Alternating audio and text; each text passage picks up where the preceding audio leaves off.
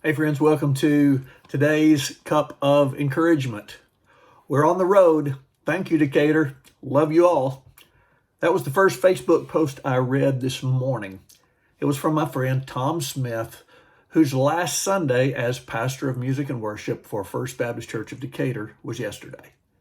He's leaving his dream job at a really good church, close to extended family, to go be a bivocational minister of music at a small church in a small town in the mountains of Colorado.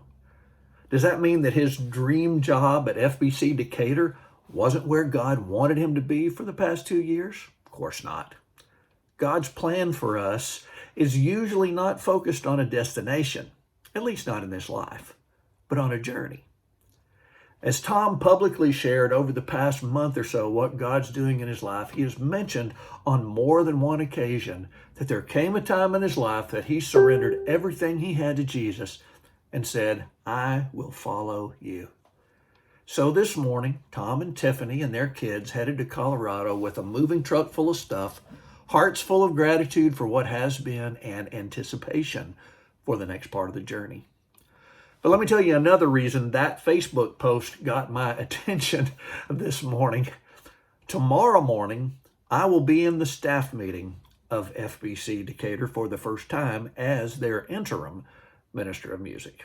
Wednesday evening, I'll lead the choir rehearsal for the first time.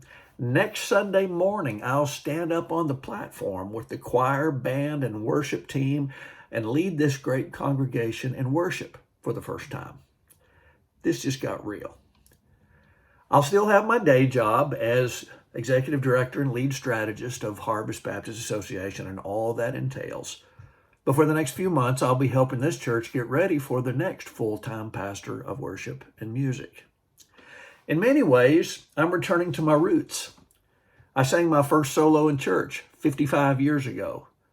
I started going to sing in churches other than my own 45 years ago. I became music director of my home church 43 years ago, and I started directing church choirs 36 years ago.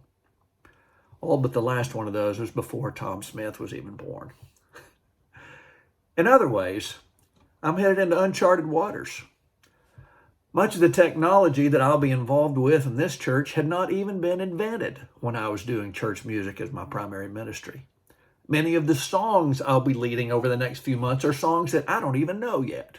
And I'm stepping into a role that's been filled by an incredibly gifted young man whose ministry significantly impacted this congregation over the past 2 years.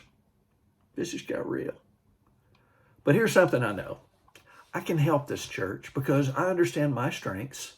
I know how to learn new skills. I know how to listen, and I understand my role on the team. I get to help this church walk the next part of their journey until their path intersects with the person whose next chapter will unfold in Decatur. One of the best ways to discover you're amazing is to tell Jesus, "I will follow you." You never know where he will lead, but you can know his dreams for you far exceed your own. Be amazing today, my friend.